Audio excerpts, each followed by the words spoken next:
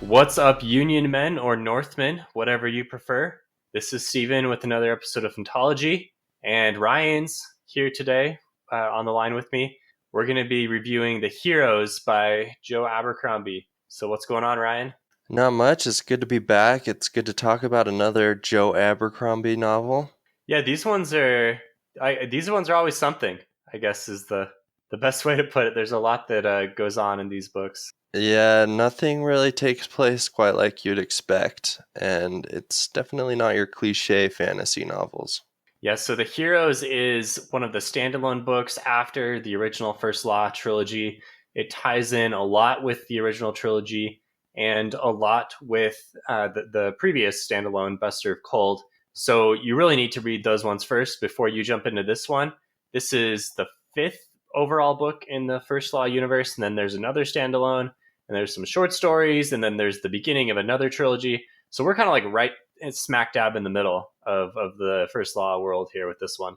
Yeah, I was a little bit surprised by how much. I mean, I understood that the first trilogy is kind of a cohesive series, and then the next trilogy is standalone books.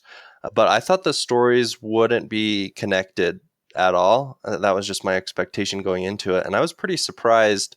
There is quite a bit of events or mentions that go back to Best Served Cold. So it's definitely important to read that one first before you read The Heroes. Yeah, and I was pleasantly surprised as well because I really like these larger worlds that are kind of all tied in together. I think it's fun when you get those Easter eggs and those moments where you're like, oh, that's this, and now I see why it was important. So those Yeah, types of things are really fun. yeah, I agree. So we're gonna, I guess, kind of talk through some of the plot here. We'll do some spoilers before we go too far. Let me just mention if you like what we're doing at Phantology, check us out at Phantology Books. Join our Discord and chat with us, or check us out on Patreon. Our website, www.phantologybooks.com, has everything you might be looking for from our channel. So check us out there. And we've covered a lot of series. We're trying to bust through more. There's a ton of books on our list to do, but we are going as quickly and with as much quality as we can to cover all of our favorite series here. I would just like to apologize in advance if my camera falls to the desk. I don't have a webcam yet, so it is probably going to happen at least once during this podcast that my camera, which is sitting on top of my monitor leaning precariously, is going to crash to the desk. At least I don't see your cats in the background, so hopefully they don't knock it over. Yeah, well, one of them is sleeping in this chair right next to me, which is my wife's chair that she sits at, and Cat's kind of claimed it as the other as its own. And then my other cat is sleeping over in the back there, so they are both asleep. This is nap time for them, so hopefully they won't be up to their normal mischief. So hopefully you don't get too excited as we review and wake them up. Yeah, exactly. All right, so if you're watching on YouTube, watch for the cats. Yeah. Watch closely. Yeah, so the heroes. One kind of a quick comparison that I would make for this book is it's kind of like the Last Jedi in the most recent Star Wars trilogy. Not Interesting. comparing to quality at all, because there's a pretty hot button debate on the Last Jedi. I'm on the side of I didn't really like it quite as much, and the Heroes was a really good book. So I'm not even making that comparison, but I'm comparing in terms of the Last Jedi was unique from other Star Wars movies in that it was a very contained story. It seemed like the whole thing happened in like a day or two, if I'm correct there. And the Heroes very much the same. The whole thing happens over the course of what 3-4 days, and compared to the sprawling events of the previous books, that is very different. So that's my comparison to the Star Wars universe. I don't know, Ryan. What do you think? Am I on to something there? Well, I enjoyed The Last Jedi, so that is a bit different, and I enjoyed The Heroes as well. I did not make that connection whatsoever when I was reading it, and I only saw The Last Jedi once, so I'm not sure about the timeline there.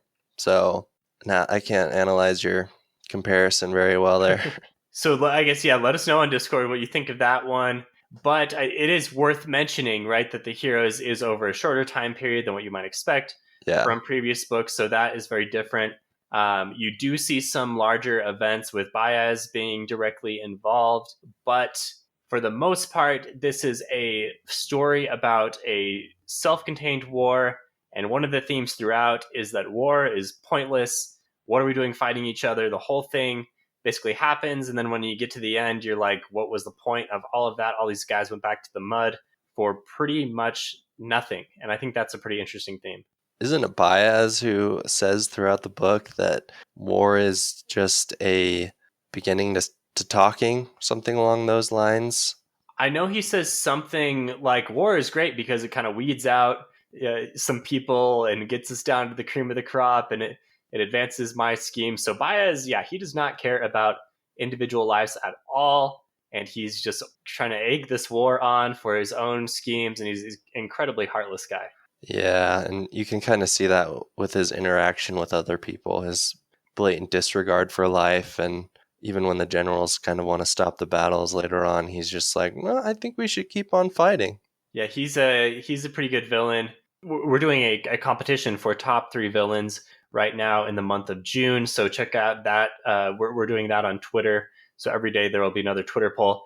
If you're listening by now, I think we're kind of safe to say we kind of all know that Baez is somewhat of a villain, but we did not allow him as a villain in the Twitter competition because that would have been too much of a spoiler for the original trilogy. But he is a very good villain and really kind of like the main villain of the First Law universe that I know about yet, so far at least. Yeah, I think a lot of us would have picked him in our top 5 if we had been able to. So that says a lot about his character and Joe Abercrombie for writing him. Yeah, once again, the characters continue to be very strong components of the writing. I really like the inner dialogue that you get for some characters. I think Goss especially has a really nice inner dialogue that makes you understand him as a character. And I think that's really Joe Abercrombie does a lot of things well in his writing, but I think the character work and just understanding of how these guys tick is really fascinating. Yeah, you mentioned this in the Discord, Stephen, but it's a huge throwback reminder when Gorst has his internal dialogue and he kind of mocks people in his mind or his situation or whatever. It definitely reminds me of Glokta. Yeah, those two characters, I guess characters who start with G, are going to have good internal dialogues. We'll see if that carries along through future books. But yeah, I love the internal dialogue because it really makes you connect with the guy. And I think like once you realize what's going on inside someone's head, you can't help to get behind them a little bit, even though once you really start to understand what's going on in Goss' head, maybe you don't get behind him quite as much. He's an interesting guy. Yeah. He's also another good example of a character with significant strengths and also significant flaws, which is one of Joe Abercrombie's strengths as an author, is writing those types of characters. Yeah, they seem very human. There's no real knight in shining armor. There actually is one knight in shining armor, but it doesn't work out very well for him because of his flaws, and we'll talk about that more when we actually get into the plot. So before we do the plot, let's do our content warning. So if you've read Joe Abercrombie, you probably know how this is going to go, but this is a fairly high content warning. There's a lot of swearing, there's a lot of violence, there is some sexual stuff as well, although not quite as much in this book since we're mostly focused on the battle. But definitely, I mean, he kind of leans into that grimdark style, which you probably already know, having read previous Abercrombie books. Yeah, I would agree with all of that. There's not really any not safe for work scenes that take place. I mean, I guess maybe a little bit, but it's not as bad as Best Served Cold, I would say. So if you're able to stomach that book, then you should be able to stomach this book. Yeah, this one's all about the war, so most of the content is going to be around the violence, and a lot of people are killed in, I mean, pretty brutal ways, we'll say. I mean, not like torturous ways, but they're definitely done in. Yeah. Yeah, the brutalities of war. So, getting into the plot then. This is 8 years since Last Argument of Kings, so we see a lot of characters from the original trilogy, and we kind of see how they've progressed, but we don't get a whole lot of backstory. We're just kind of like picking up right in the middle of the action, and we're going into this fight. So there are a few point of view characters. The first one we're introduced to is Kerndon Kra. This guy kind of reminds me of the Dogman in that he's a Northman that is kind of in a leadership position, but he's also not a big fan of war. A lot of the Northmen are. So he's kind of an older guy and he's seen his share of things and he's turned off from it, but this is all he knows. So here he is fighting. And we're about to start fighting with the Union, and never really gives an explicit reason why the war is actually happening, other than like King Jazal is unhappy with the way the Black Dow has been doing things. And I think this lack of reason for why the war is happening really kind of like leans into this idea of war is pointless and the whole conflict is over nothing, which I think is a pretty interesting idea that is pretty true, I think, for a lot of conflicts. And with Kra, we just get this kind of introduction to the setting and what's going on. And he has this standoff with Hardbread, who is another Northman who's on the Union side. So some of the Northmen are on the Union side, like the Dogman, who we see as well. And the setting that we go to first is on the top of this hill. The hill is called the Heroes, so that leads its name to the title of the book.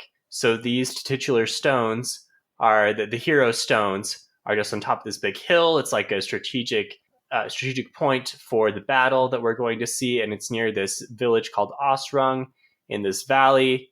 And this is our introduction to the conflict. So, Ryan, any comments on that kind of intro to the book? Yeah, so I feel like throughout the standalone trilogy, the world is changing significantly with the advancement of industry and technology. And so you kind of have the old way of doing things and the new way of doing things is kind of coming in. And with Craw and Hardbread, I really like their relationship because it gives you a good sense of what war, I think, traditionally was like in the North, in which there's a lot of honor. There might not have been quite as much killing. I'm sure it was still pretty bloody, but these guys both have mutual respect. Sometimes you find yourselves on the same side of the battle. Other times you find yourselves on the other side of the battle. And despite that, they kind of find a humane way to treat each other, in which they both give each other chances to surrender and retreat multiple times, and they're negotiating with each other, and there's definitely a lot of respect between these two people. And throughout the book, you see a lot of war being changed in new ways with the introduction of new technology, and I think it catches a lot of people by surprise, and some people are able to adapt to it well, like Calder, and some people aren't. Yeah, that's interesting. I agree with you. I think that these guys are kind of the old guard for the North, and the North society is all built around constant war. And it's almost like you don't want your enemy to dislike you too much, because in the next battle, they could easily be fighting on your side. So, like you say, they have this mutual respect for each other, because who knows, next conflict, they're going to be on the same side, which they might be. I mean, at the end of the book, kind of jumping ahead here, Hardbread comes back to Kra, and this is really a good kind of mirror to the beginning. And Kra goes off with them to fight again. I don't know exactly what's going to happen. I assume that we'll get more details as we go into the series more. But yeah, I think that's a really nice way to sum it up. Yeah, they're both. It's funny. They're back and forth throughout, especially the first. I guess the entire book. I really enjoyed their back and forth. So you mentioned Calder. Calder is the son of Bethod, the youngest son. Bethod was the guy who was really causing most of the conflict, the king of the North, if you will, in the first trilogy. Calder, you see him somewhat. He kills Foley the smallest, or Foley the youngest. What's that guy's name? The weakest. Foley the weakest. Yeah, something like that. Yeah, so he has him killed, and he kind of reflects upon that somewhat during this book, and he's changed. You can see he's matured. Calder is not your typical Northman, because he is not as bloodthirsty as the other guys, but he's very clever, and he wants revenge on Black Dow for overthrowing his father. He has a wife that he loves who is pregnant, and she is the daughter of Kalrichi, who is one of Black Dow's like war chiefs. And so Calder is kind of cleverly trying to overthrow Black Dow, but at the same time he's in a bad position because he's captured by him. He doesn't really have any leverage or power. And at the beginning of the book, he is summoned by Black Dow through Shivers. Shivers we saw quite a bit in Best Served Cold. And Shivers has not gone off on any better path than we would expect him to. From the end of Best Served Cold, he is a really hard, menacing guy now. He is like Black Dow's kind of knight in black armor, if you will, like the dude who's going to do all the dirty work for you. People call him Black Dow's dog, which he doesn't like very much. That's going to be important for later on, is all we'll say. And yeah, Calder kind of starts to work on him and tells him, hey, you don't get enough respect. Shivers definitely has continued down the path of least resistance, which for him is just killing people and doing dirty work, which is probably mostly bad things. And he talks to actually Kernan Craw towards, I think it's towards the beginning of the book, and this is something that he actually repeats in a later book, I believe, when he's talking to somebody. He asks Kernan Craw, well, you're a respectable guy, so what made you do it? And or how do you stick to that? And Kernan Craw responds, I forget what his response. And then he asks Shivers about it, or Shivers says, I tried that once. And sorry, I'm butchering this. Shivers says, I had a dream to be a better man once. And then Kernan Craw asks him what happened, and Shivers says, I woke up. Yeah, that's in this book for sure. I remember that. Yeah, but he actually does say that again in Red Country. He repeats those same exact words. Okay. So it just shows you how he thinks that a good person is kind of, I guess, a dream in this world, that they shouldn't really exist at all, just because of, I guess, the way the world is, and he is not really changing his viewpoint at all. I'm not sure if it was the same exact conversation, but there is, I think my favorite line from this book that just made me kind of laugh because of the dark humor that Joe Abercrombie does a really great job of, was Shivers was asked something about like his eye, because he lost his eye in Best Served Cold. And he said something like, someone asked him like, oh, did that change your perspective or like vision on life or something? And his response is, it halved it. Yeah, Right? I remember that. That was a good line. There's a lot of good one-liners, and I really appreciate the wit that Joe Abercrombie has in his writing. And it's dark humor, but it's humor nonetheless, and I think it really kind of breaks things up in a really nice way. Yeah. So going on past Calder, our next main viewpoint character is Brummer Dan Gost, which we kind of talked about. So we saw him a bit in the first trilogy. He was the guy that Giselle was fighting against in the big tournament. And then we also saw him in Best Served Cold, where he was a Kingsguard, like a Knight of the Body, I think is what they call them. And he was disgraced after this whole debacle in Sapani, where Giselle was put in danger because of a bunch of reasons that were central to the plot there in Best Served Cold. But Gost did a very poor job of defending him at the time, and so now he's been disgraced. He no longer has his position, and he is currently the Royal Observer of the War, and he's writing these florid letters back to the king about how fantastic the army is and how great things are going. But in reality, it's just a total mess. Gost himself has all kinds of inner demons because of one of the main things is his comically high-pitched voice. He's like a soprano voice, almost like his voice does not match his menacing, muscular, manly frame, if you will. And that causes a bit of a problem. No one takes him seriously. And so he's got all of these, self-doubts and problems. Anyway, so that's kind of who Gost is at this point. At the beginning of his storyline, he's meeting up with Lord Marshal Croy. Croy is the new head of all the armies. And Bayaz comes into this closed council meeting. They talk about how long this war is taking. Bayaz says, we got to push forward. This thing's got to be wrapped up. We're going to force them into a conflict. We're going to force Black Dow into a conflict. And I also want to field test this new invention that I've got. So that's going to happen. Looking forward to that a little bit at this point. And Gost also meets up with another character named Finri. Finri is our main female character in this book. She is married to Herod Dan Brock. And Brock is the son of the Brock who was a big-time traitor in Last Argument of Kings. This is the guy who tried to be the king. If I'm not mistaken, he lost the vote, and Giselle became the king because of some plot reasons there. So this guy is somewhat of a disgraced son of a traitor. He's got to kind of make his name for himself. He's a really nice guy, but he doesn't really match up with the tone of the book and with everyone else. So Finri is super clever.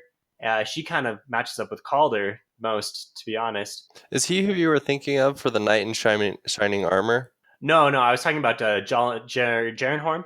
Oh, Javenhorn. Yeah, General J. This is what I'm going to call him. Okay. So this is kind of how Gost begins, and this is how we get introduced into the Union side of the conflict. Yeah, so I think it's it was sort of a small scene in Best Served Cold where it's Shivers who's looking for Monza to save her, and so he's going up to the king's chamber, and he comes across this guard who's a little bit in a drunken stupor, or I don't remember exactly, and Shivers just kicks him down the stairs almost without a thought, and then goes and saves Monza, and it's a little bit comical. And then you come to this book and you realize that small event has just totally shaped Gorst's total outlook in this book, and he's almost just consumed by this driving force that everybody's laughing at him, and he's been shamed by this, and he needs to get back in the good graces of the king. And I think he's so angry about this past event that he's begun training daily in very rigorous settings to better himself to make sure that this kind of thing never happens to him again. And that is partly, I think, why he might be a little bit bloodthirsty, but maybe he's just a bloodthirsty person in general. I don't know. We definitely get that more at the very end when he has that final conversation with Finnery. So let's not maybe jump too far ahead, but yeah, I think that is a good question. What is his true nature like? Is he just super bloodthirsty, or is this all to get back to his previous position? Yeah. So I would say at this point, you should refer to the maps in the Heroes. The Heroes has 5 different maps that kind of take you through the battle. Don't look at the final ones until you've got to that point, because it displays the different movements of the troops. But those maps are kind of hard to find. They used to be on Joe Abercrombie's blog, but I think his website changed or something, and now they're hard to find. Anyway, if you Google the Heroes maps on Reddit, you'll find our post where we posted them. I think I'll also put them up on Patreon in case you can't find them.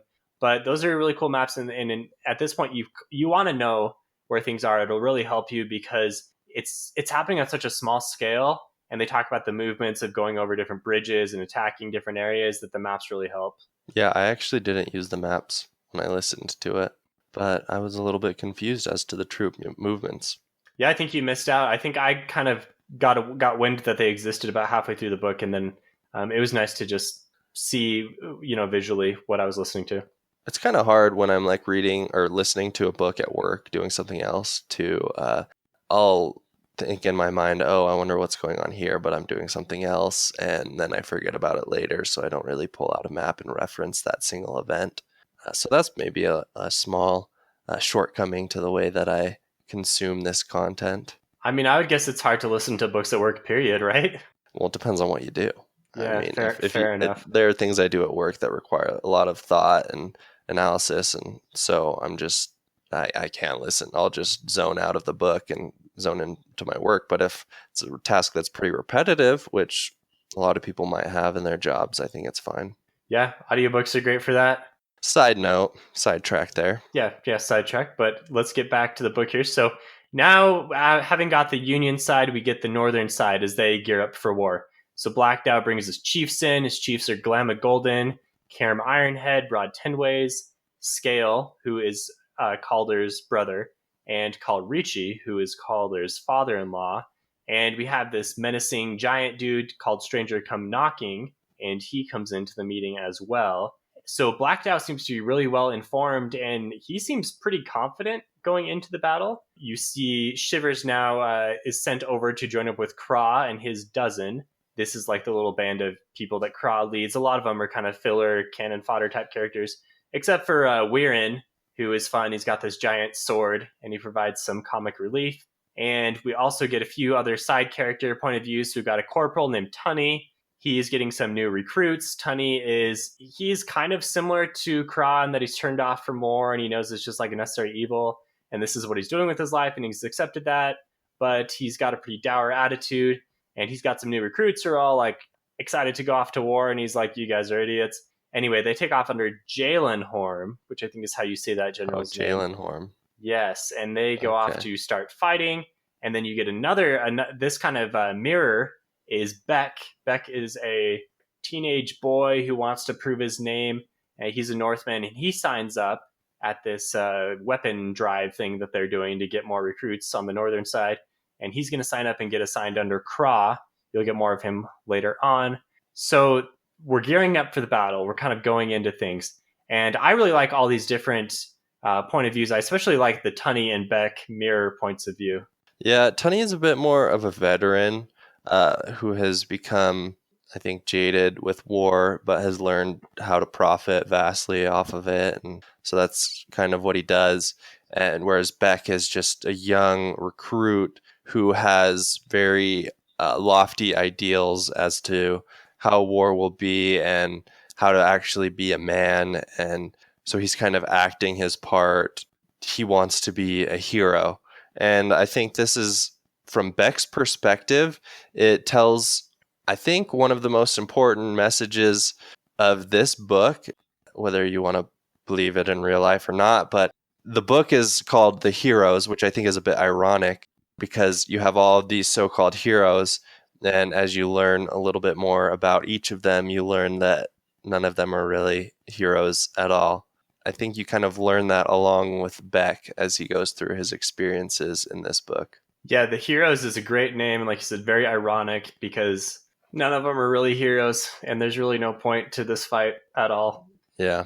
So next few other things that happen as we gear up, Calder is attempted. He has an assassination attempt against him that he survives, and he finds out it's ordered by Tenwayt, who is one of the other generals. So Calder is on his watch here. I guess not general, but like Northern Chief. And Craw gets into the first engagement here. He holds off the heroes, the Stones, the big hill. He holds off against Hardbread. One of his guys dies. So this is actually a fight against Hardbread, who is the guy who came in at the beginning of the book to barter with him.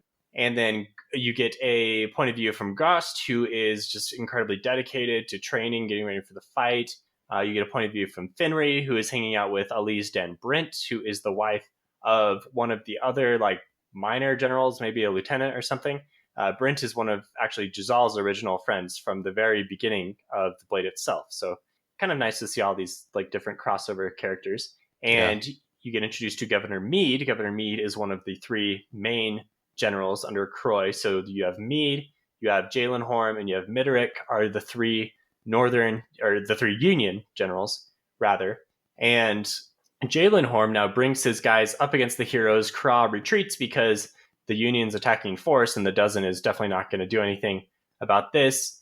Dow is okay with this, surprisingly, because he has all this information from Ishri, who is a eater. She is one of the Gurkish agents. So you have this conflict, this larger conflict set up between Bayaz and the Gurkish and Karul, the prophet. So it's nice to also get this idea that, okay, the battle's happening, but really the main people that care about or that are going to influence the action are just heads and shoulders above all the boots on the ground people. And then the final thing that happens as we get up to the first day is that Jalenhorm orders Ghost to go off with an order to have one of his battalions pass through a bog, because he has determined that the bog might be a way that the northern army can pass through and get on their flanks. But really, it's like this impassable bog. I kind of remember like maybe a scene from Lord of the Rings where they're in that bog with all the dead people. Dead marshes. Yeah, exactly. So it's like that type of thing, but maybe even worse. And Tunney is, of course, the one who's unfortunate enough to be ordered to go through the bog. And that's all the action leading up to the first day. Well, the Union soldiers, maybe you'll get to this, but they are kind of ambushed. So the North are actually using that bog to try and get through, right? I didn't get a sense of that. I got a sense that the bog was possible to go through, but they just got a scouting report that said, hey, this could be an issue.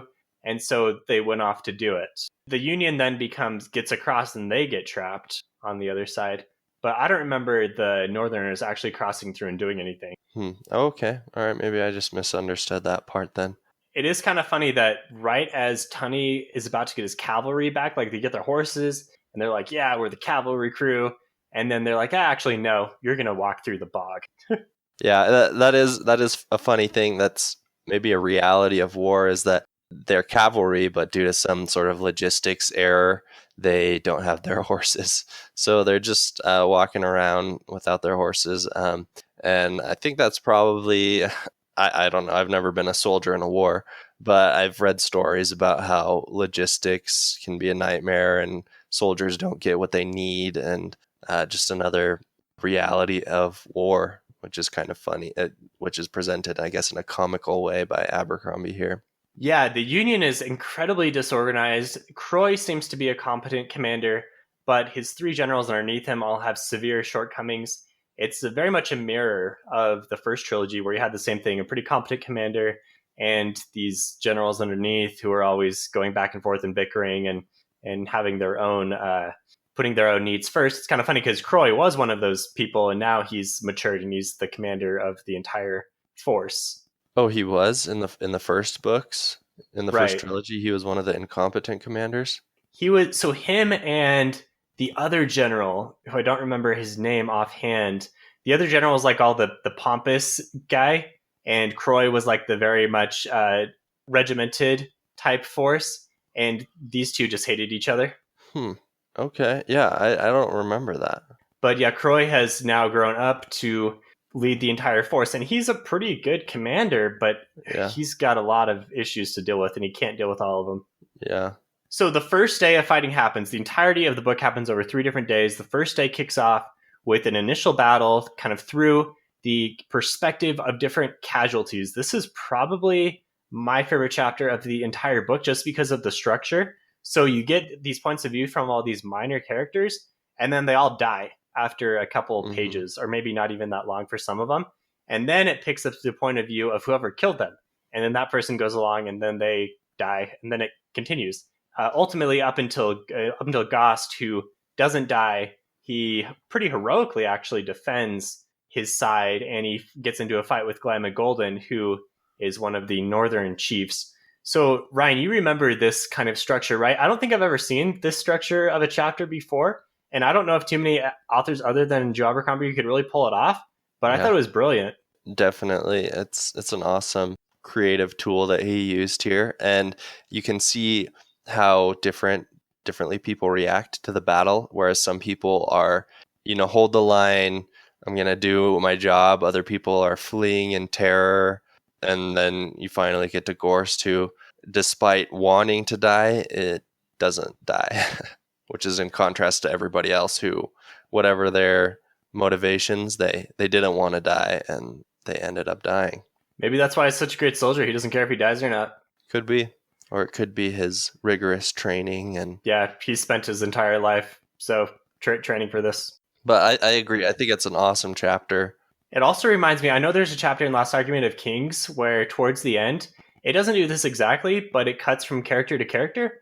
And it's like at the end of every character's point of view, they say something, and then it starts the next point of view with the character saying the same thing, but from a different meaning or something. And so it's just jumping back and forth. And these little structures that Joe Abercrombie puts in are really cool. Hmm. Yeah, I don't remember that, but this is all just kind of reinforcing how much, even though I read the original trilogy maybe like a year and a half or 2 years ago, there's so many small things that I don't remember whatsoever. Yeah, he's got a ton of layers, and his writing is really, really fantastic. Very, Yeah. very well done technically and creatively. So on the northern side, Calder convinces Scale, his brother, to back down after they've won this battle, and they need to defend their ground. You get Tunney, who's going through the bog. The bog just cracks me up. Anyway, Yeah. one of his recruits, Kilge, I think is his name, gets sucked into the bog and dies. Like, he's sucked into some quicksand. They try to save him. The dude panics. He gets sucked under, and they're like, okay, there he goes. And Tunney is upset, and you think he's upset because he's lost a recruit, but really he's upset because Kilge had all the brandy. And that's a problem. Yeah, he's used to it, I think, at this point, maybe to losing new recruits. But that part cracked me up a little. Definitely a grimdark thing. Yeah, very much so. So they get across, and then they lie low because now they're stuck on the other side, and the Northmen are there. So they're in a terrible position. If this was Kaladin, he would have spent the next half of the book just lamenting how he couldn't have saved that soldier. Oh yeah, yeah. Kaladin would have had major issues with that. Very different genres here. Yeah. So Tunney sends one of his other dudes back. What's this guy's name? Later Legan. He's got a weird name, and Tunney makes fun of his name through the whole book. sends him back with a message. So this guy has to go back through the bog again. Oh man, the bog. Anyways, Black Dow is happy with what they've done for the day, but he warns Craw that Midoric and Mead are going to be coming the next day. Gost drags Jalen Horm back to report to Croy because General J has really messed it up here. And he tries to resign, but he's told, no, get your guys ready. We're going to need you in a couple days. And then Beck, the young teenage kid from the north, is annoyed that they didn't make it back in time. He's still kind of got this like romanticized feel for battle, but he gets a pretty rude awakening when he sees Shivers methodically kill this Northman prisoner who's kind of belligerent to him. It's like stabs him a bunch of times and he bleeds out, and Beck's kind of shocked. He's like, okay, I don't know if Beck has seen killing before, but I mean, this is going to continue to be a pretty rude awakening for him throughout the rest of the book. And then Finri, one more viewpoint, Finri has an opportunity to speak with Bayaz. She pretends to like tea, and she kind of gets into his good graces and impresses him a little bit. Calder urges the Northmen to sue for peace, which is laughed down, does not go well. And then you get Gosk trying to pursue Finri, doesn't go well, and Calder fails to get any of the chiefs on with his peace plan. So that's through the first day. So a little bit of a whirlwind there. But Ryan, what stuck out to you from the first day, from that recap?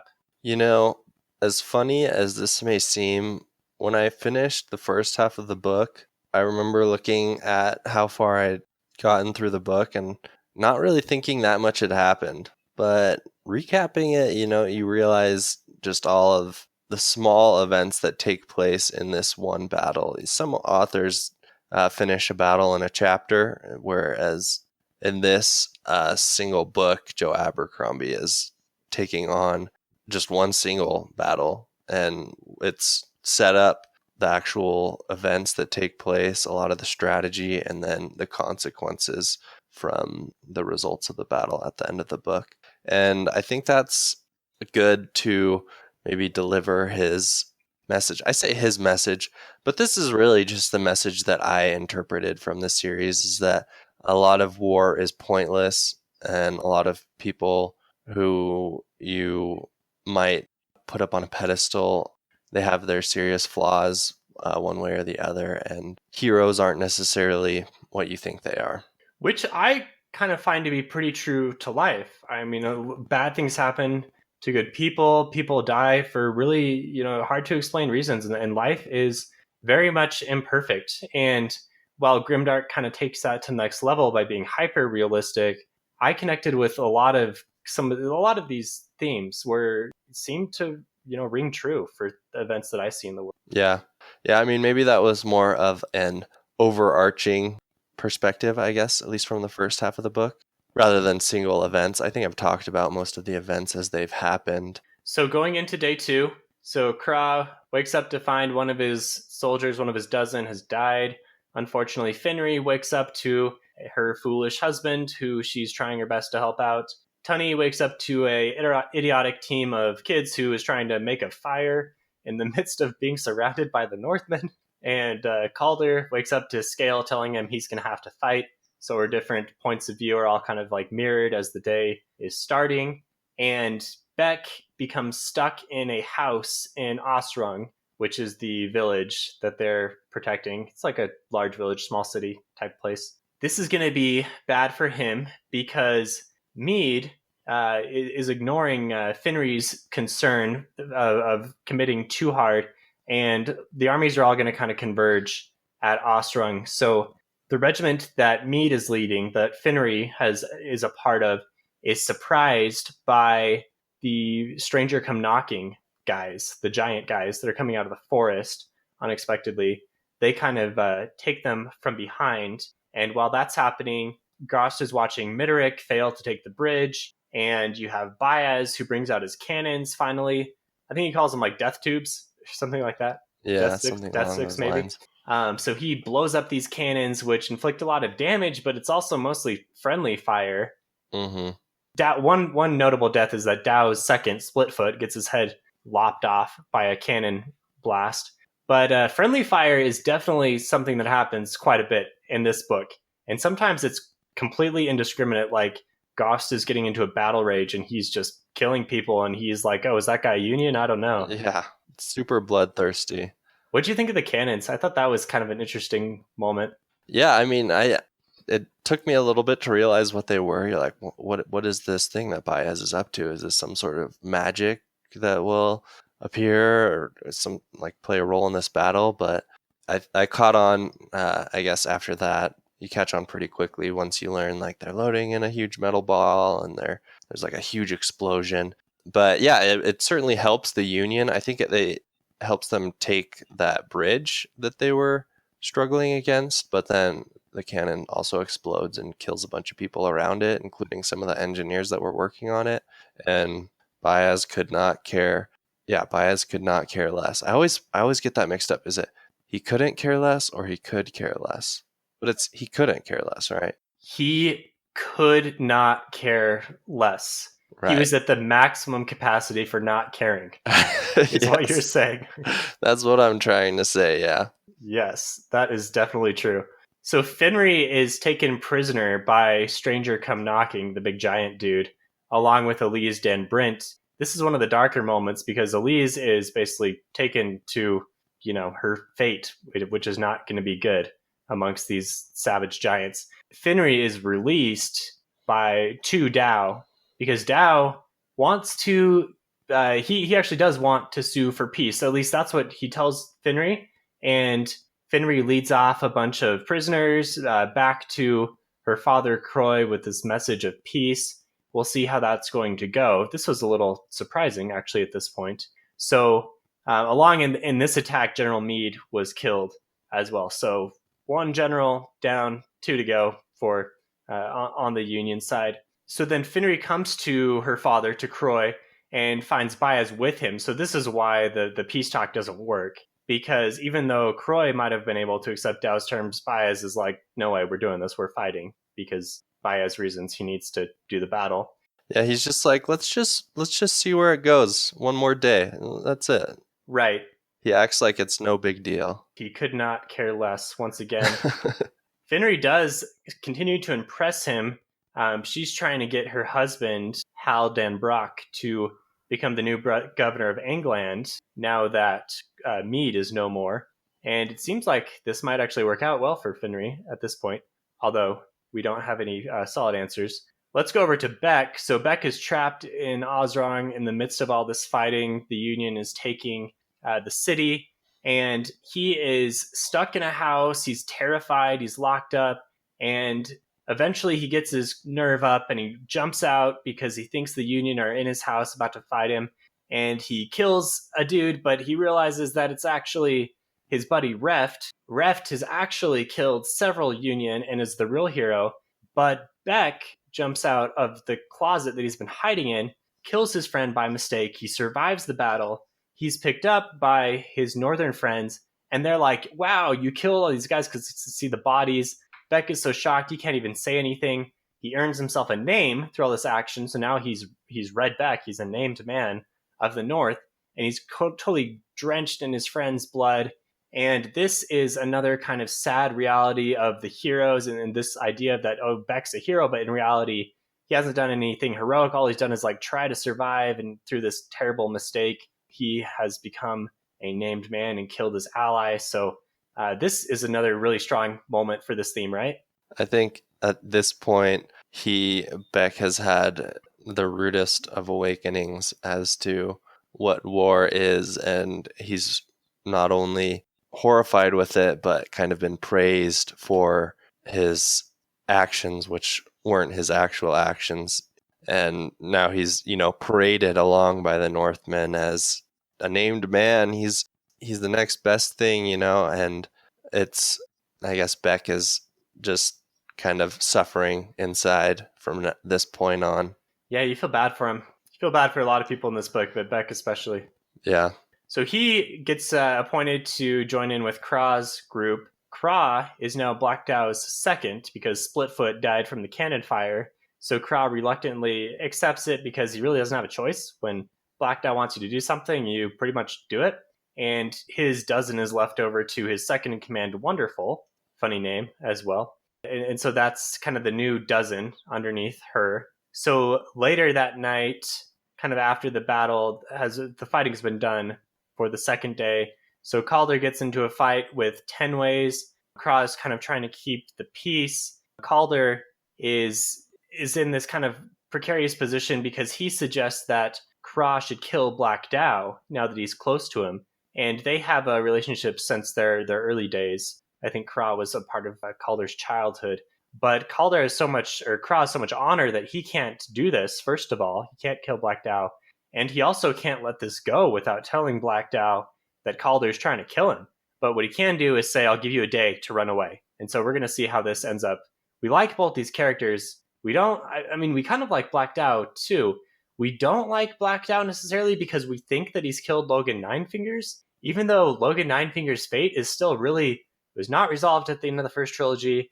And he's just kind of like this, this aberration almost in the North. He's like this legend. He's probably dead, is my opinion, but I don't really know yet after reading the book. I don't know if you know any more, Ryan, because you've already read Red Country. But I think it's interesting how we dislike a lot of these characters. We dislike Black Dow for killing Logan, or maybe killing Logan. We dislike Calder for killing Folly, the weakest.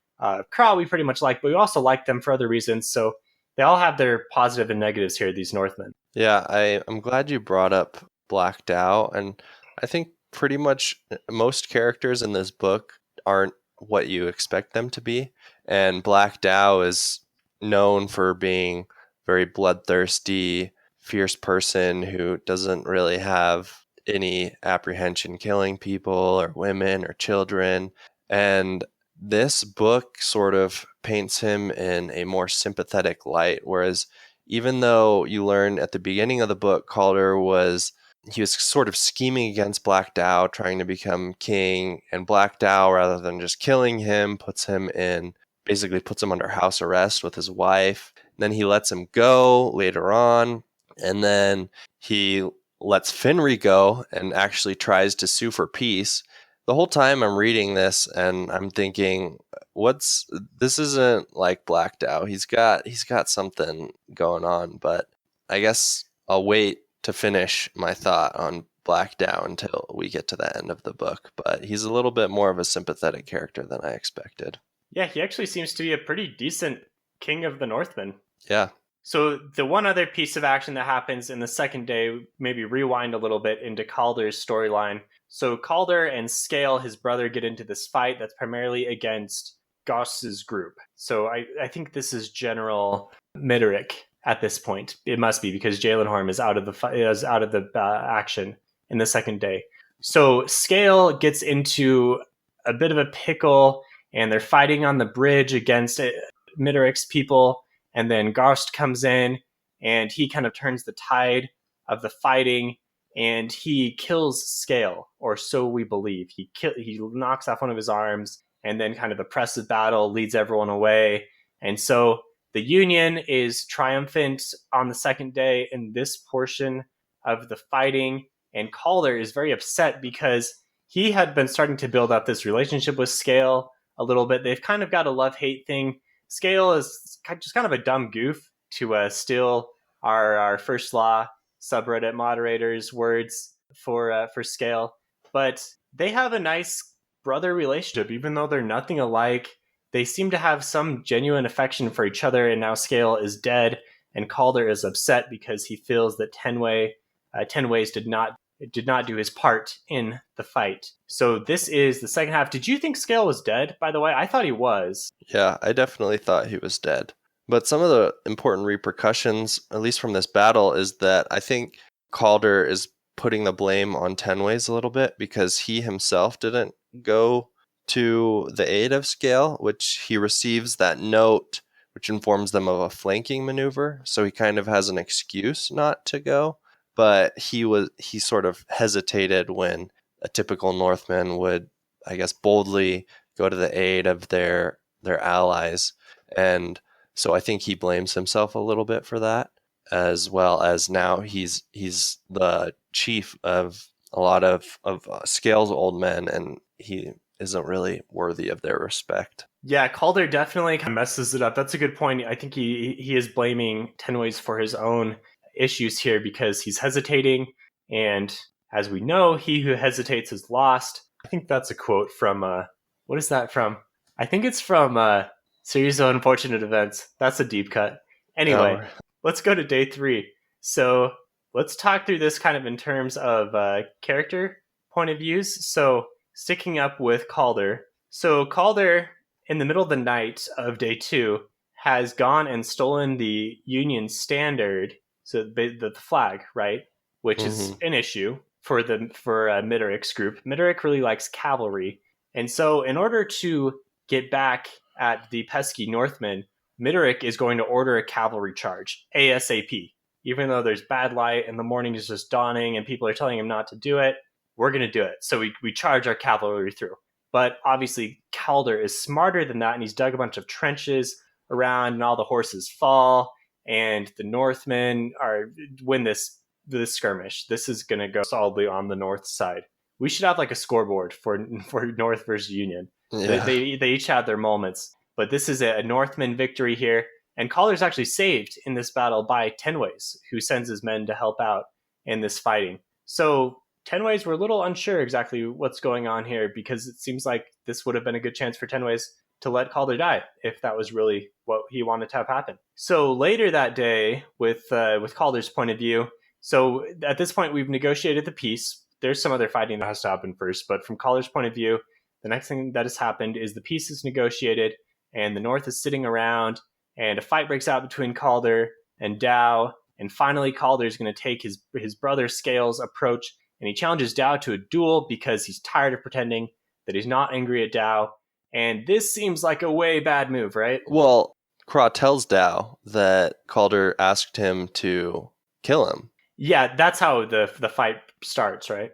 Yeah, so that's why, and then Dow kind of gives Calder the option of how do you want to die, and so Dow is thinking of all the ways that he could die, and then he finally just decides, I'm going to challenge you to a duel, which Black Dow is one of the best fighters the North has, probably. Yeah, this seems like a no-brainer. Calder's going to lose, Black Dow is going to win, but at the same time, you're like, Calder's not going to, like, his storyline needs more than this. He's not just going to lose the duel and die. So, what did you think about kind of the lead up to the duel? Like, did you have similar thoughts? Oh yeah, totally. I thought it was so blatantly obvious that Calder wouldn't die because everybody just talks about how Calder has absolutely no chances against Black Dow, and even during the duel, Black Dow is just toying with Calder. The whole time I'm thinking, this is obviously going to go in Calder's favor. I don't know how exactly, but I know that Calder isn't going to die. And I thought that it was just very obvious based on how in favor it was of Calder. I mean, sorry, in favor of Black Dow. Right. And so, and I agree. I've had similar feelings. Ultimately, the way that Calder wins was he's able to get Shivers involved, and Shivers just jumps in and splits Black Dow's head open with his axe, right? Yeah. And Black Dow's dead. This is not something that we normally allow in a Northern duel, but at the same time, who's going to mess with Shivers? So everyone's kind of uncertain what to do. Calder takes this opportunity to kill Tenways because no one knows what to do, so might as well take out this dude who I think has been wanting to kill me. This turns out to maybe be a little misguided because it wasn't actually Tenways, but maybe a good move to seize power in this moment. Stranger come knocking, the largest, most ferocious guy around, says, okay, we're going to respect Calder, give him a new name, Black Dow. Black Calder. Or yeah, Black Calder. This is funny because I think the way that Abercrombie described this was we weren't sure if Stranger Came Knocking realized what the black meant. Like, did he just think that every leader had black in front of their name? Or did he think it was actually accurate? But he said Black Calder, so we're going with Black Calder because no one wants to mess with SCK. Yeah. So I mean, I started to think that maybe Shivers would betray Black Dow because I think at some point right before the duel, Black Dow calls Shivers his dog, and he's like, "Oh, you think my dog would do that?" And Mm-hmm. it bothers Shivers, and you could see that, and I think it just makes up Shivers' mind that Right. I'm not anybody's dog. And that's what he says after he stabs Black Dow in the back, he says, "I'm not anybody's dog." Right. As you were talking through that, Shivers reminds me a lot of the Hound from Song of Ice and Fire. Do you get that at all? I didn't think about that until now, but now that you say it, I kind of agree. He has like a strange sense of honor. Doesn't have any hesitation towards killing people, but he does the right thing sometimes. And maybe it was just because you're saying dog and hound, but I think they're pretty similar characters, actually, and Yeah, both are pretty compelling. and they both have mangled faces. Right. Okay. Yeah, we could probably talk through more, but let's not do spoilers for Song of Ice and Fire. Yeah. But yeah, I think that's a good Well, I mean, the comparison. Hound in the Song of Ice and Fire has fire on his face. Yeah, that's not a spoiler, but I think there's Right. specific plot points we could say about each that makes Okay. sense more. Yeah, So, continuing with Calder's storyline, now that he's become Black Calder and the de facto leader of the Northmen, he represents the North in the peace talks that are happening, and he's not going to be nearly as nice as Black Dow in the peace talks. He comes in and he's like, "No way, Bayaz, we're not agreeing with these terms. We know you guys are in a bad situation because you've got the Gurkish and you've got Manza Mercato that you have to fight over in Styria. So that's not going to fly. We need things to work out better for us." And they don't really reach an agreement quite yet. There's another scene that happens, probably one of the top scenes from the book that happens during this time, where we have a meetup between Shivers and Ghost, right? At the end of these peace talks. And this has been alluded to so much from the Bremer Den Ghost side and not at all from the Shivers side, because Shivers doesn't remember this at all. But this is like the defining moment in this dude's life recently. yeah. And he comes face to face with the guy who really did it for him, who messed everything up. And he looks at him and he's like, "You look familiar." And you're starting as the reader, you're like, "Oh man, like this is going to happen. These guys are going to fight. Everything's going to get messed up again."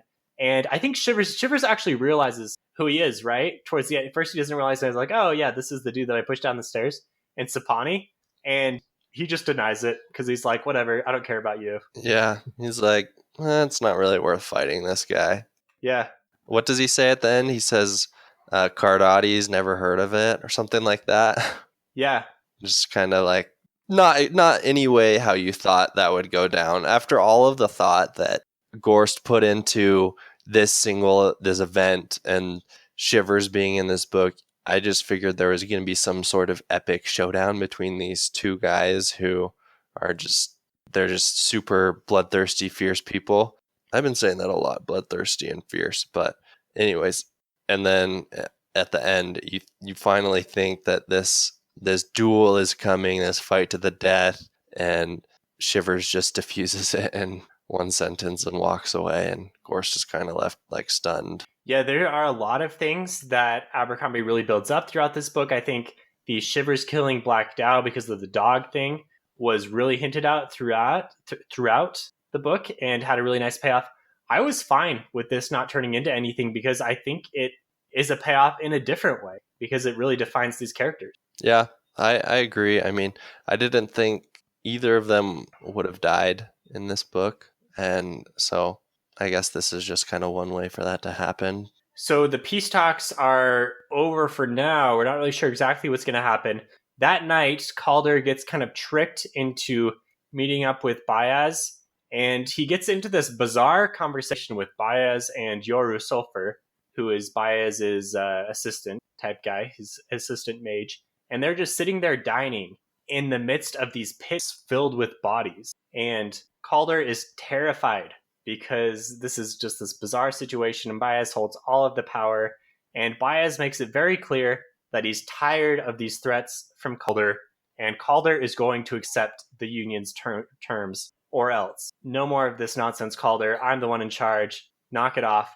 And that's what happens. Calder, I mean, you like Calder because he's super clever, but he's not perfect by any means. Like he makes a lot of mistakes. Another Game of Thrones comparison, Calder reminds me of Tyrion a little bit. Yeah, kind definitely. of like these outcast characters, youngest sons who are very clever, but are not perfect either. And this is an important point in the book because you learn about how Bayaz has been pulling the strings on both sides of this battle. He had those two guys, I forget their names, but they were the ones that saved Calder from the assassination at the beginning of the book. Yeah, Deep and Shallow are their names. Deep and Shallow. Yeah, okay. And then at the end, Stranger Come Knocking was always under listening to Baez, and I think he is the one that suggested that Calder become king or something along those lines at the end of the duel. And I Uh-huh. think Ten Ways also was under Baez. Ten Ways ended up saving Calder in that battle because Baez told him to. And so you learn about all of these strings that Bayaz has been pulling, and now he's finally getting what he wants at the end of the book. And this has a lot of callbacks to the end of Last Argument of Kings, when Bayaz and Glocta have a nice conversation over a squares board, and Glocta realizes who's really been in charge the whole time. So I thought very similar setup here, nicely done. Bayaz doesn't quite get everything he wants, though, because he gives Calder a gift, his brother Scale, who's alive, shock, and Bayaz expects Calder to kill him. Pretty much, he's like, okay, kill Scale, become the king, good, that's exactly what I want. But instead, Calder realizes that he really does have this real fondness for his brother, and also maybe he doesn't really want to be the king with the target on his back. And so he gives Scale the pendant with the huge diamond on it, and he says, "Okay, Scale, you're the king. I'll be kind of your right hand man." And it looks like it's going to work out pretty well for Calder and Scale, at least for this book, as far as I know. I mean, there is some doubt as to how Calder and Scale actually, or how Scale actually feels towards Calder. I mean, sorry, I got that backwards. There's some doubt as to how Calder feels towards Scale because he ridicules Scale a bit in his mind of how he's kind of a dumb brute who just focuses on being violent and battles, and that's sort of all he values. And Shiver says, just give me a signal and I'll kill him. And Calder just thinks so much about it, but ultimately he determines that he loves his brother and he doesn't want to kill him. He doesn't want to betray him. And even if that means that Scale will become king. And so that's a part that made me like Calder a bit more is how he treats his brother there. One thing going back to Bayaz though, which is in this scene, a lot of people use that as evidence to the fact that Bayaz is sitting there eating meat. They use that as evidence to point to the fact that Bayaz might possibly be an eater at this point. He had no qualms breaking the first law and communicating with the other side. So why would he have any qualms breaking the second law? And here he is eating with like this pile of all these dead bodies nearby. Could it be human meat? It's definitely possible. Yeah, that's a good theory. We don't really get into the lore at all in the standalones, but back to the original trilogy, this was a big deal. The first law and the second law, not communing Yeah. with demons and not eating the flesh of men, and what the eaters are, and all those things. So yeah, that's not really something I've thought about for a couple books. Yeah, I mean, it's not I wish I could say it was my original thought, but I ended up reading about it after I finished, and so I think that's a useful piece of information for anybody who is, an avid fan might lead credence to that theory. Okay. So a few loose ends to tie up. I mean, we've kind of talked through the plot, but we haven't got through all of our POV characters yet. So Tunney, at the beginning of the third day, they were bogged down, for lack of a better word, with the Northmen surrounding them, and they're ordered to charge ultimately as part of the Union attack. And finally, we see Tunney's really like passionate, patriotic side, and he's doing this heroic charge, and he unfurls the standard and he runs towards the enemy force, and there's no one there because the Northmen have just set up some dummies there to keep the Union occupied while they go off into the real battle. This is kind of another very ironic moment, and Tunney feels kind of ashamed and a little idiotic here afterwards, and his men make fun of him. And then finally, the fighting for Tunney is over, and he's looking to go back to Midderland, but unfortunately they are sent off to another battle to Westport because they need to help the Sepanese allies fighting the Snake of Talons from Bester of Cold. So, what do you kind of think of like Tunney's last act here? It was a little bit funny. when he finally does something, it turns out to be just he was charging a battlement of just dummies at straw. Was it just people stuffed with straw or clothes stuffed with straw, something like Yeah, I that? think so. Yeah. And then he also has the chance to end the fighting, doesn't he? Does he have a chance to go home, or do they just tell him, we're going to Westport now? From what I remember, he's just ordered off to his next assignment in Westport. Oh, okay. So he didn't actually have a good chance to stop the soldier's life. And there's one more scene where him and his last surviving recruit from a few days ago are getting acquainted with their new batch of recruits. And the new batch of recruits look to this one guy who survived. Can't remember his name exactly. It might be Kilge. Can't remember. But they look to this guy and he's like, wow, this dude's seen it all. And as a reader, you're like, 3 days ago, this guy was totally Yeah. green. And you kind of get the same thing with Red Beck as well. Raw recruits that really have their eyes open very quickly. Mm-hmm. So our next POV that we haven't really wrapped up, and this, I guess, talks about some of the climax that we skipped over, but so Gost is part of the climactic fighting on top of the heroes. So he's leading the Union charge up the heroes along with Jalen Horm, and he's killing left and right indiscriminately. He finally gets into this matchup with Weirin, who is one of Kraw's dozen that we really like. We've always liked him throughout the book. And they fight for a while, and Gost is kind of surprised by how well Weirin is able to toss this huge father of swords around, and we're not really sure who's going to win. But we probably don't think that Gost is going to die. You're a little worried that Weirin's going to get it, and he does. All of a sudden, the spear just sticks him right in the side, and he dies. And that's the end of the duel. And once again, you kind of get this idea of like a good guy just dies for no reason. Really, Gost wins the duel, and the fighting kind of continues. What do you think of that duel, Ryan? Yeah, Weirin is kind of this almost mythical mythical hero with his father of swords, and everybody knows how crazy good of a fighter he is.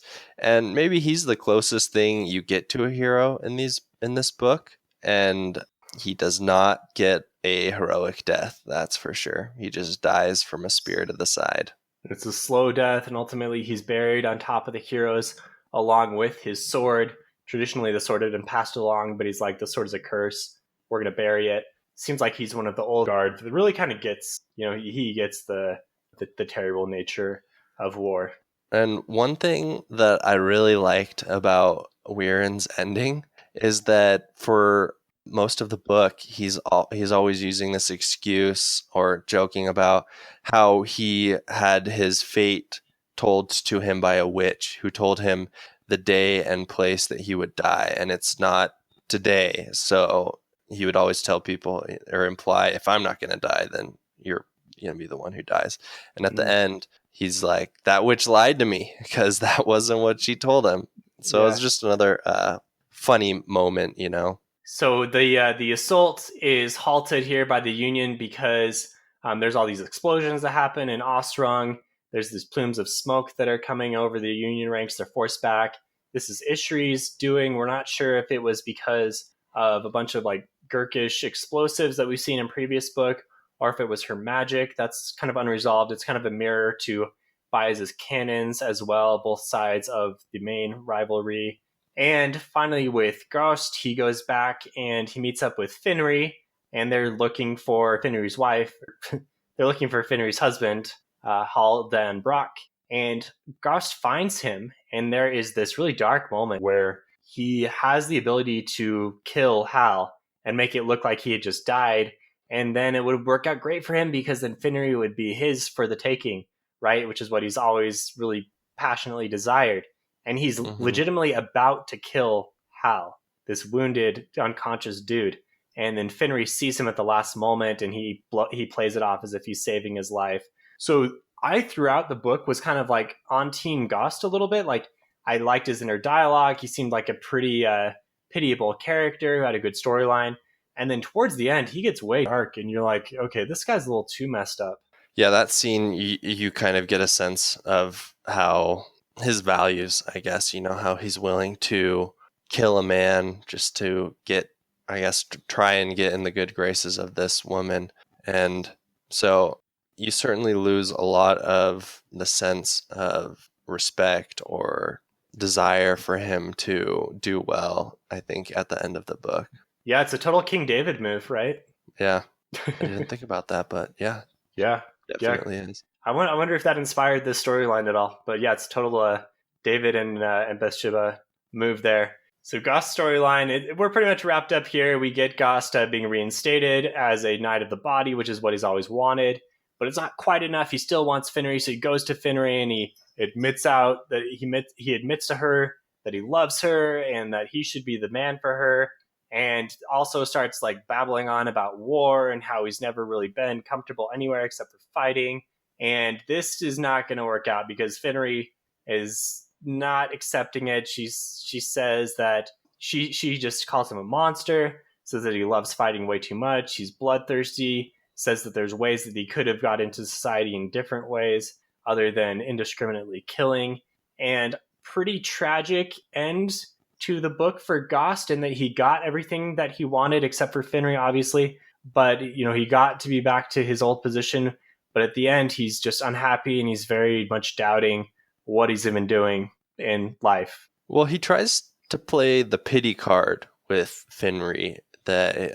He says something along the lines of like, "I never would have been good enough for you," or "You never would have had me," and and then he starts rambling, and Finnery just stops him at the end and really calls out his true nature, and it's sort of a rude awakening for Gorst at that point, because as heroic as he may seem, she just tells him how it is. He's just a bloodthirsty maniac, doesn't really care about other people and just himself. He's a very selfish person.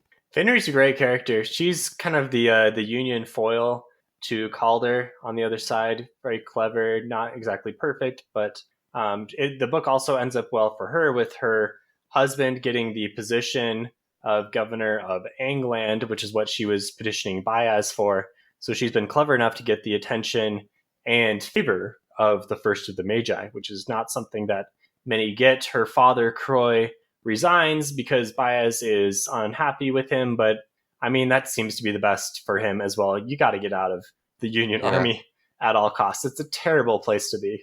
I mean, both Calder and Finnery make a deal with the devil, with Bayaz. They ultimately get what they want, or close to what they want. In Calder's case, he's not the king, but they have to do that last very unsavory thing of allying themselves with Bayaz to get there. Yeah, now that we talk more and more about it, I realize how much of mirror characters they are to each other. I think throughout this book, on the Union side and North side, just the mirror, the symbolism that happens is really well done. Mm-hmm. So that's Finnery's storyline. She ends up happy, which is not something that many characters in a First Law book are going to have. So hopefully that's okay for her in the next books too. Well, does she really end up happy though? Because I guess her ending scene, she's talking, or she's thinking about her husband, and as she's kind of said in her mind a few times, what's love? She has a warped perspective of what love is, in that she can change her husband to be what she loves and what she values in somebody, rather than accepting him for who he is and loving him, which is, maybe she's found some happiness at this point in the book, but I think it's going to end up miserable for her later. So it's happy ? We'll say at the end of this book. Yeah. So just a couple more characters on the North side, and we'll call it a wrap. So Kra is part of the big assault on top of the heroes. He's injured for a while. He also has some heroic actions here. He kills the man in shining armor that I talked about at the beginning of the podcast. This is Jalen Horm, who is trying to kind of reclaim his armor, but Kra kills him pretty easily because he's not really that great of a warrior, even though he's got the cool armor. So he's injured by Gost, but Beck keeps him safe.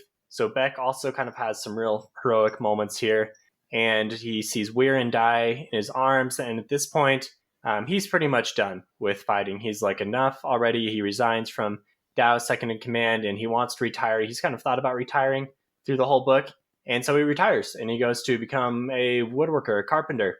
And it's not going well, because a few months later, he's like trying to carpent this stuff, and it's not nearly what he thought it would be. And he thinks Hmm. back to, how he had a purpose in the army and how great those days were.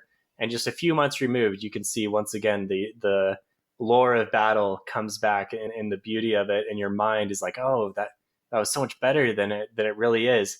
And Hardbread, his old frenemy, comes back and says, "Hey, Dad, why don't you come join this war again that's happening between Scale and Glam and Golden?" So there's been some additional conflict that's happened off screen.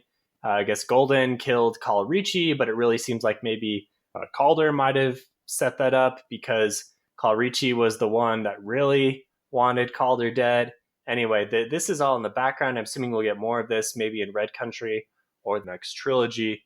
But ultimately, Kra is going back to war, and his plot line comes a full circle. I think out of everybody, out of all the characters, the one person who has a somewhat, or I guess the happiest ending would probably be Beck, in that he sees war in all of its ugly glory and decides it's not for him, and he returns back home to work the farm with his mom and his brother. And so even though he has some scars, probably some PTSD, at least he realized what's more important, and it's not war. Yeah, some severe PTSD. I think it was very interesting to see the fighting through his eyes. A lot of the events you saw through his eyes. I think the duel was through Beck's perspective, even. But yeah, he has a nice ending as well. You hope that it works out for him. You get a sense that it probably will. He'll probably be, grow up to be a respectable Northman who teaches his sons about, the ugliness of war, and probably has some issues there in the Northern society, whatnot. But ultimately, in this book at least, Beck it's worked out somewhat. I don't know, better Yeah. than most. So that's a wrap for the heroes. Let's do a quick worst of the best moments. So these are moments from each of us where moments are really cool that we liked quite a bit, but maybe there was one thing that was left lacking a little bit and was the worst part of the otherwise best part. So do you have one, Ryan? Yeah, I'm gonna have to go with Black Dow as a character. Like I mentioned earlier, he is significantly more sympathetic in this book than you see him in the first trilogy, and that he makes a lot of decisions. He's grown a lot, and at the end of the book, he's talking with Herndon Craw, and they're both talking about their past before they were warriors or soldiers.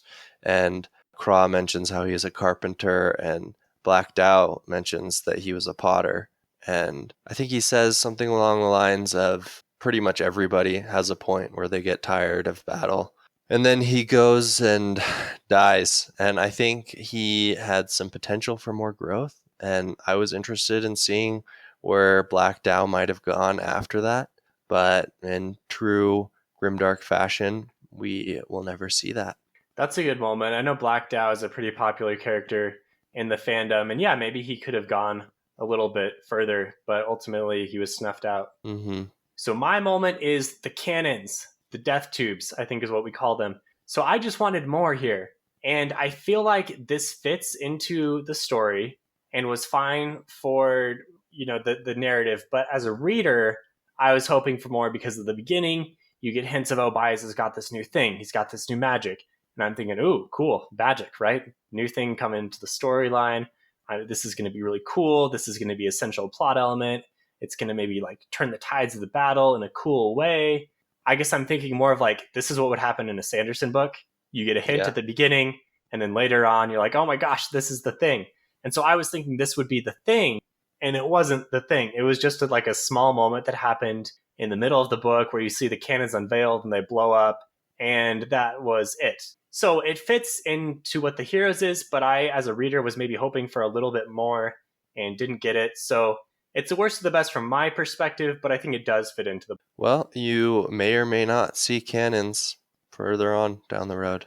I bet you will, and I like that it was advancing the technology. I think that's cool when you see books kind of like over the years advance along in that Yeah. way. But in this book, I was hoping, I don't know, first experiment, right? Like it didn't go very well, but it sounds like it's going to be more important later on. Mm-hmm. I guess the last thing that I want to say is that I touched on this in the beginning.